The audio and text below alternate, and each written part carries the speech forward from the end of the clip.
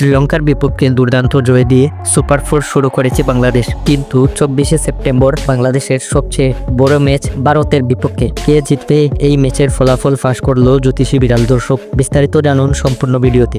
24শে September Asia কাপে মুখোমুখি হচ্ছে বাংলাদেশ ও ভারত। ক্রিকেট প্রেমীদের জন্য এই ম্যাচ যেন এক রোমাঞ্চকর লড়াই। এশিয়া কাপে দুই দল এখন পর্যন্ত মুখোমুখি হয়েছে 15 বার। এর মধ্যে বাংলাদেশ জয় পেয়েছে মাত্র 2 বার আর ভারত জিতেছে 13 বার।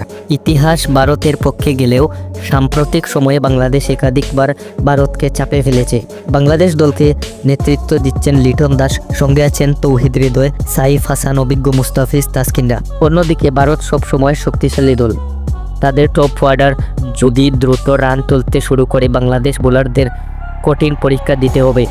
তবে পিচ যদি স্পিন মিডিয়াম পেসের পক্ষে যায় বাংলাদেশ সুবিধা পেতে পারে। সুতরাং ম্যাচটা হতে যাচ্ছে ব্যাট বনাম বলের দারুণ লড়াই। ইতিহাস ভারতের দিকে, কিন্তু বাংলাদেশ যদি শুরুতে উইকেট নিতে পারে আর ব্যাটিংয়ে দায়িত্বশীল ইনিংস খেলে তাহলে চমকের জন্ম দিতে পারে টাইগাররা। এদিকে ম্যাচের আগেই ফলাফল ফাঁস করলো জ্যোতিষী বিড়াল। বিড়ালটির সামনে রাখা হলো দুই দলের দুটি পতাকা এবং সে পছন্দ করলো বাংলাদেশের পতাকাটি।